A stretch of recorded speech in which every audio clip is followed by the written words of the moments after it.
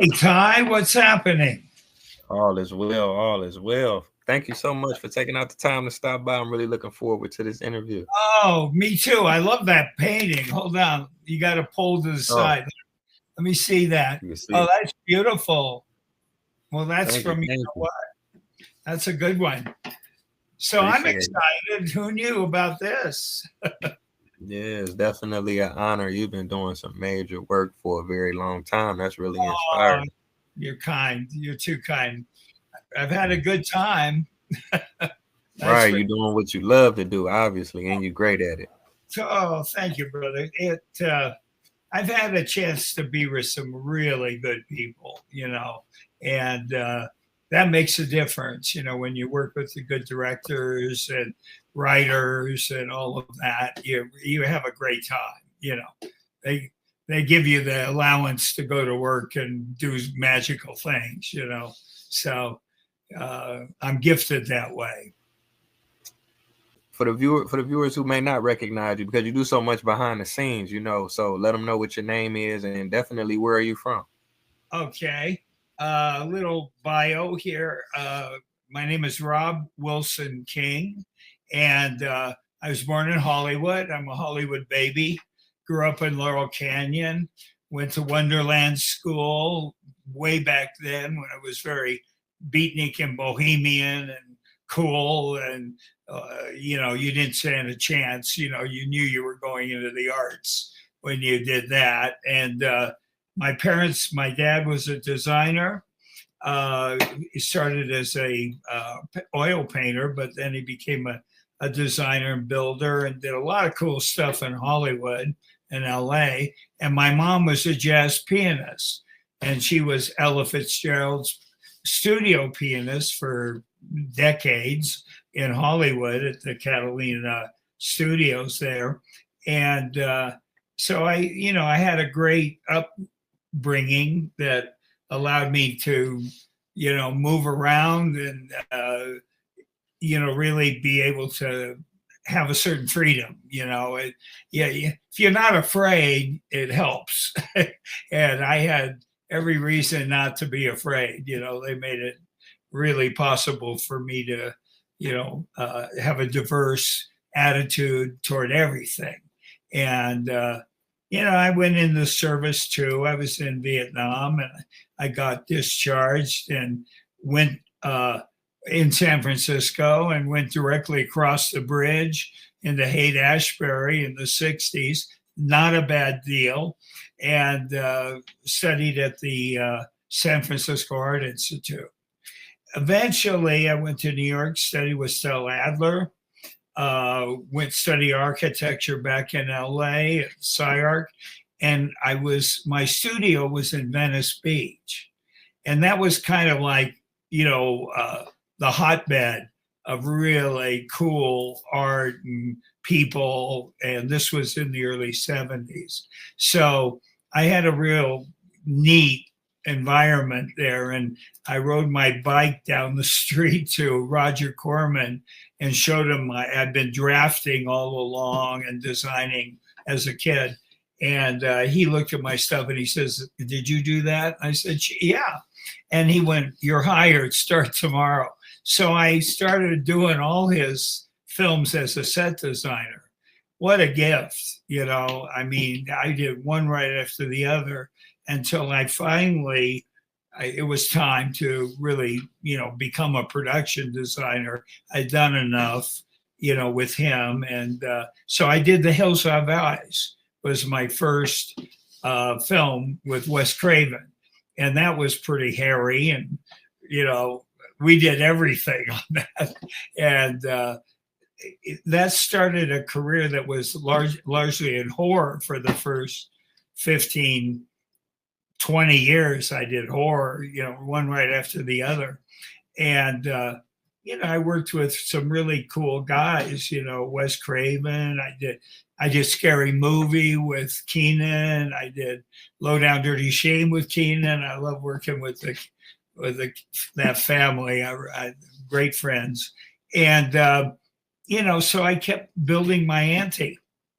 And then I started doing a more diverse thing. where I would do things like Hoosiers and things like and everybody was out of Venice. Everybody, what have you ever been to Venice, Ty? No, no, I haven't.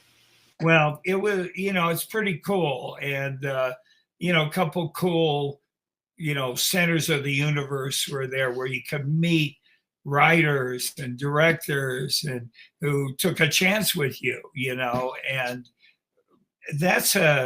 I can't even tell you how cool what a gift that is, So it was pretty neat during that period because there were a lot of indie houses, that a lot more than now. Now there are hardly any, and at the time you could go to movie to movie to movie to movie. And that's not to discourage any of the new people out there, because I go out of my way to involve new people anytime I can in my crews. Anytime I do anything, I get great ideas from new people, and they just stimulate me. So, I want anybody hearing this, don't feel you were born at the wrong time. You were born at the right time. Right now, your moment is in front of you, and even though Hollywood right now is going through a few hiccups that everyone's being affected by, but we'll get through it. What do you think, Ty? Oh wow, that's amazing. I mean, you said so much. I gotta ask you a couple questions in response to what you were saying. Yeah, my mind is still processing it, but you mentioned Wes Craven, right? He's from Cleveland, right? Yeah. I'm from Cleveland, Ohio. Oh, you're kidding. Well, I could talk hours about Wes. I mean, Wes, not only was he one of the smartest guys I've ever met, he was really bright, great writer. And I don't know why his mind was hooked up with what he was hooked up with. How do you get that? But he was great because, you would huddle and go, well, let's try this. Or, where's that arrow coming from? Where's it was just very exciting to be with him. So I did 3 movies with him, 4, really, 3. And one was, what was it? Oh, Swamp Thing. That was fun. And with Adrian Barbeau, I did 2 of those, but I did the first one with him. And then I did Serpent in the Rainbow with him in Haiti and Dominican Republic. So we did some cool stuff, but he was just great company. And again, I miss him because I think he left us too young. He's a big miss in my life, and unfortunately I've been around long enough to have many of them. And that's really sad, but I honor them every day. So Wes, Cleveland, oh my God. Yeah, I had to represent.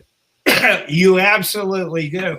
And, Cleveland, one of my best friends who's an artist here in Santa Fe is from Cleveland, just had a big show there. He's famous. Cleveland produces a lot of pretty cool folks, i.e. you. And anyhow, yeah, Wes, I kept doing these movies. I did one right after the other because of the horror genre thing, and everybody wanted somebody who could think like that. So I, worked on Nightmare on Elms and Friday the 13th, and just one. I mean, there are so many I can't even remember them. I did about 20 of them, and you get good at them. And most recently, I've done the Hostels, which are pretty hairy. I don't know if I'm going to do another one of those, but you never give up horror, because it's so it allows you to stretch, and and they're in favor of anything odd, so it's a good circus to be involved in, Yeah. I appreciate you sharing that. Now, I wanted to ask you this. You had mentioned going from set designer to production designer. What exactly are those roles? Okay, well, good question, and particularly for your audience, because and why it's good when you're getting into the biz, and your ambitions go in that direction. It's good to be a Mustang, and when by Mustang I say start ground up. Don't walk right in and be a production designer, because in one movie you'll screw up and they'll throw you out.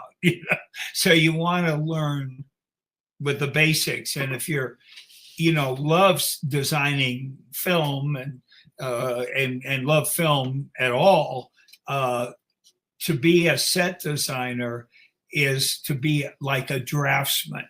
So the first guy that gets hired in a movie is me. Yeah, the director gets hired, obviously, but then I'm the first under the radar hire, and my job is to, absorb the vision of the director, which is very exciting for me personally. I love to see what those guys are thinking. They blow me away mostly. And so once I recover from that, my job is to translate it. Well, one of the first hires I hire would be a set designer, because I need some person. You can be with the director and hang with the director and all that, and go to all these locations, and figure out, listen, we need to build this, we need to build that. We can't find that stuff. We're going to do something exotic in it. So a set designer is the guy who sits at a drafting table and makes me honest.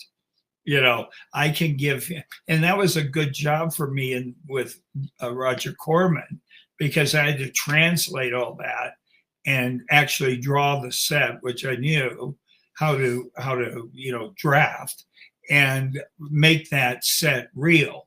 And what you learn over time is what real means. I would give Breaking Bad as an example of that. When I did that, that was a real watershed moment for my work, and the real need to have the sets real and layered and truthful and authentic and organic, and having all those great words apply to what a set designer and art director do, collectively. And so it's a real important role. From there, which is a great thing. If you can draw, that's a great thing to be. You can also get into other varieties of things to do. But then, then you become an art director, because you're more skilled and you understand building. So art director is the guy who makes the building happen.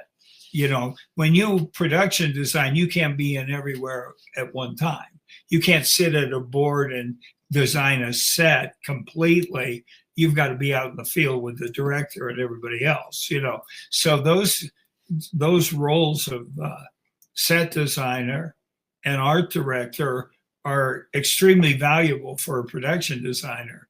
And I love getting new people on board that way. By the way, I've made set designers. First of all, I've made architects set designers, because they weren't getting work in architecture. So I said, well, come on over. I'll teach you how to do, that work for motion pictures and television, which is exciting for me. And then from there, art direction.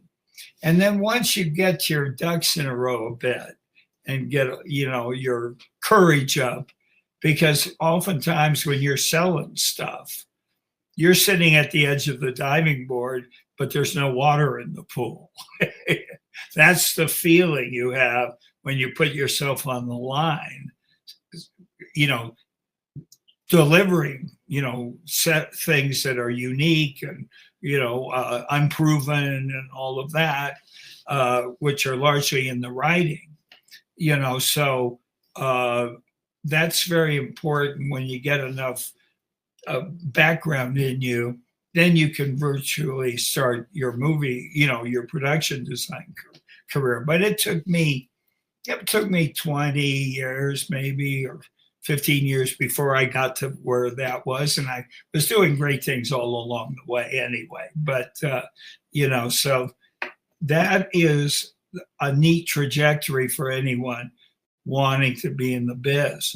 And if you want to get in the art department as a PA or as an intern, do it, because then you see everybody's category, and you'll be able to handpick what touches your heart, But I got to say that overall, everything is the script. You don't have that script in front of you that ignites the flame, that gives you opportunity, that really sings. You're up against it. And of course you have to make bad movies look good. That's your job. You gotta produce a good look. But when you have a good script combined with that effort, like Breaking Bad, I had a script a week that would blow your socks off, and they were like indie movies every week. You had 8 days to produce these sets. It was pretty exciting stuff. And, and I'm very fond of that whole time with Breaking Bad. It's the thing that keeps delivering for me, in every way, and that came later for me, So I'm like turning 80, okay? And I got nominated for an Emmy last year. And for these really interesting things that just came to me. Thank you, God. They're called feature documentaries. And what you do is, they're true stories, but your job as a designer is to morph archival footage with narrative, with live action, with recreations and all of that, and making it seamless, like you are there. And I've done 3 of them, and the last one was nominated. So these are I'm about ready to do a good one. Still going at it, dude. A good one called Master Thief. And Master Thief is about the guys who stole the Super Bowl rings, if you remember that, a few years back. Very successful robbery. I mean, they had it nailed, and they stole, a lot of money. $1 billion worth of stuff, everybody's ring, all the names were on them, but they stole them, and they got away with it until they had their next thing. And the next thing turned out to be a real shit show. And therefore they got caught, which makes it more interesting about these guys. And they were all from Boston. So we go to Boston where that dialect and that patina and shoot that. I can't wait. And that's in a couple months of going there. So that should be and these are all for Netflix or CNN. Chinchilla was for CNN. That was the last one. And Tread was for Netflix. So that's kind of a neat category for me right now at this stage of my life, Wow, that's really amazing. Now I have to ask you, because you mentioned, like you say, you 80, so you've been doing it for so long. How has the technology and AI and cell phones? Oh, good question. Yeah, go ahead. Good question. Well, here I gotta say that when you're sitting here where I am, and we have gone through a real slump in the business, which in the last 2 years. There were a lot of reasons for that. But one of the chief reasons for it was streaming. And streaming bled the studios because they were trying to keep up with something they didn't know. They didn't know how to make money on it. So they just threw money at it. Well, at the end of the day, they were bleeding out. Something had to change. And then they had the strikes, which were ill-advised as far as I'm concerned. Wrong time for that, but because we were coming back from the pandemic, and so there was a combination of stuff which just put the industry in the crosshairs. One of which is AI. Well, what's that going to do to everybody? So but I have to hark back to as you mentioned, my longevity in the business. I've been through this shit show 4 times at least. And the first one was, DVD television. What do we do with that? And DVDs for movies. What is that? And the next one, they've been a parade of these. Maybe I would say every decade has a stall in our industry where they're coming to grips with a new technology. The other one was a CGI. Everybody, we'll do it in CGI. Well, you saw how everybody overdid that. We'll do it in post. We'll do it in post. Well, I never want to put myself or my art department out of work. I don't want this stuff manufactured. I want my guys working. I want to create actors work better when the setting is real. You don't get performances like Walter White if he's walking into a green screen. So there's a lot of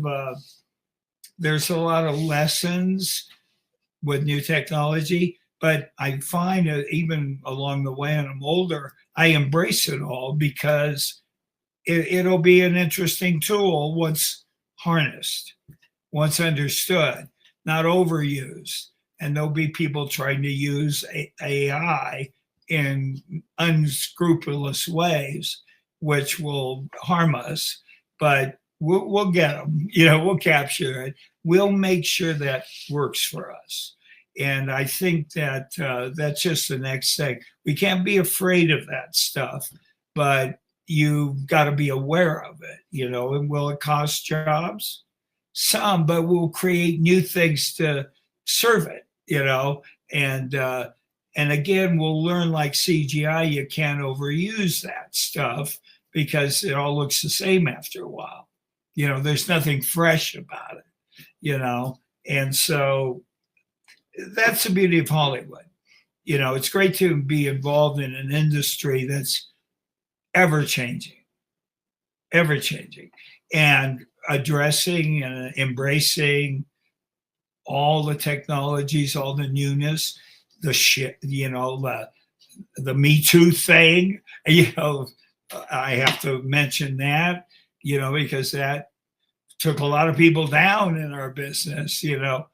It should have. I mean, I've seen some awful stuff.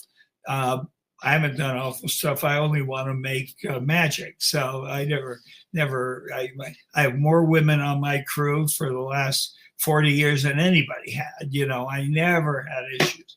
But, there's a lot of shakeups and, that kind of stuff that you want to weather the storm. And you want to just know Hollywood will always be here.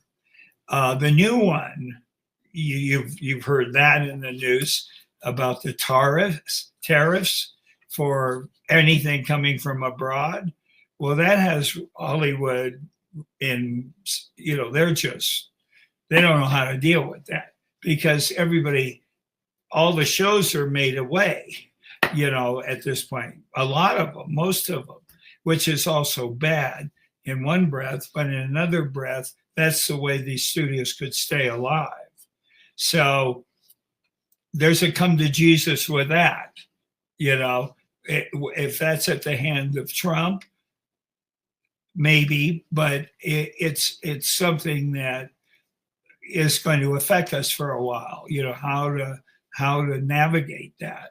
So we get, it's like the world, we're constantly being challenged, but the good part is, the exciting part is when you've got everybody working and drawing away and scouting locations and coming up with new ideas that are embraced at a table every morning. Man, what a great environment that is. I've been told recently I'm one of the only guys that I have an art department meeting every morning. And what that does is allow everybody around the table, that's props, that's set decoration, that's construction, that's set design, that's graphic design, that's all that's locations. It's all these people are present who are engaged in making this movie come to life and be real and be great. I like to make things that are more distinguished than others. And if you're engaged with everybody that way, what a cool thing to be able to do. Yeah, definitely. Let me see, we're about 26 minutes in. I wanted to ask you about a few projects. I know you might have kind of touched on them. And you can speak about this. Is it a significant difference between, doing horror and then going to do comedy, like you say, working with the Wayans? If you can speak about Low Down, Dirty Shame, Scary Movie, or even the Rush Hours, Listen, no better guy to be in Hong Kong with than Jackie Chan. I love doing the Rush Hours because, well, I like doing comedy. I would start with horror, but comedy is a big part of me. And I love working with, really good comedians and really talented actors and stuff. But, the Rush Hours, well, if you notice that I do a lot of things that become, they spawn franchises. That's a pretty nice thing to be able to do, that you create something that there are more of them after your initial run. But you never have more fun than with Keenan and Damon and Chris. Chris, Mike, what he calls me. I've done 5 movies with Chris. Money Talks, Rush Hours. He goes, Magic Man, motherfucker, come over here and give me some love. That's Chris. Love that guy. And they're like not afraid. They're just they can pull it out. But when the art department works, so you mentioned Rush Hour, you're always crime solving every day. In Rush Hour, how do we get him from up there down there was the big question in that big scene at the convention center, which was a great set to do. Oh my God, that was a good set. Carved everything. It was so cool. But I said, well, wait a minute, Jackie, don't they have scrolls in China, and the scrolls say something. I said, if I create a scroll, and I'll make 2 because I'm a symmetry guy. I want one on either side of the fountain. Can you write it down? Can you write that from up there down? Which is one of the great scenes in the movie. And he went, oh yeah, no, I can do it. He can do it. Yeah. He was harnessed, so he could do it. But that was from the art department. And I said, well, we got to put something that means something on that, because we're going to play in China and we don't want some dumb thing on there that insults people. So you have to do the research for that.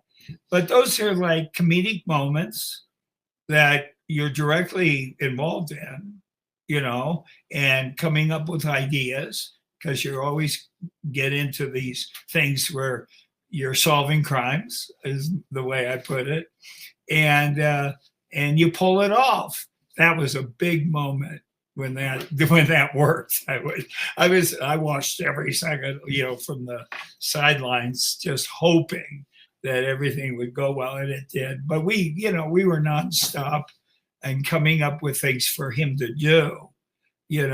Ideas that, where the bad guys are, where this is, it's endless. It's like when horror, how do you kill the guy? How do you do this? In comedy, it's, what kind of gags? But I think it's also one of the chief jobs that I find remarkable to have is safeguarding the gag, safeguarding what's written, safeguarding the humor. Same guy. Don't. It's not a show of your artwork. It's like, how do you serve it? Like, you make sure that you cradle that and surround it, and give it everything it needs, so it can be hardy and hit it. And that's a great job of a production designer, is to really be true to those moments and deliver what's necessary without overtaking it. They're supposed to be pure on their own, but you're enhancing them. So that's one of the good things. And why I like different genres, because each genre has its own problems. Each genre requires its own sensibility.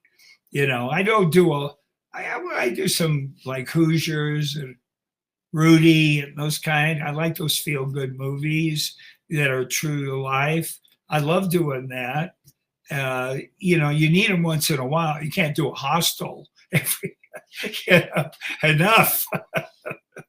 So, so it's fun to do a range of stuff, and it keeps you excited, and it keeps you in the flow, and never lose your edge. One of my favorite lines is, never in doing what I do and being in the industry, never worry about your circular driveway. Don't be on a show for 20 years because you're worried about your mortgage. That you don't get to grow. It's better to have variety, to be able to accept any challenge or any country to go to if you get the offer. I've had a chance to work all around the world doing things, and it's great because I can pack, and I got my passport, and I'm ready to go in a day, really.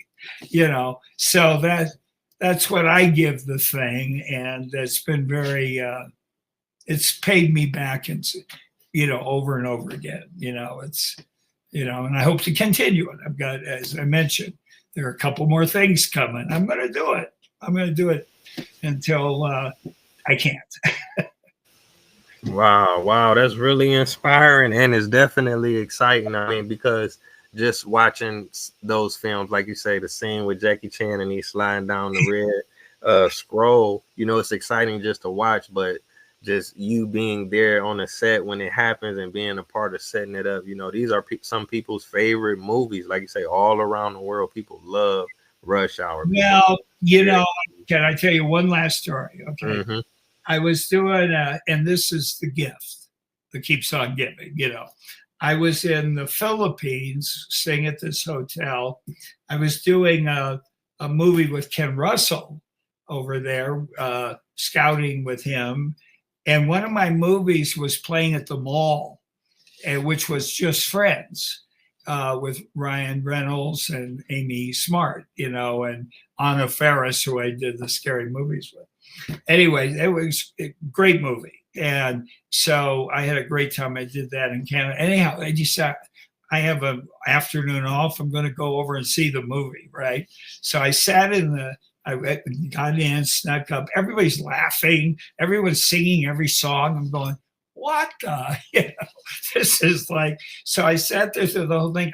And I'm in the Philippines. That's an all Filipino audience, and everyone was having a blast with the movie and really enjoying it. It was just when it came out, I was over there.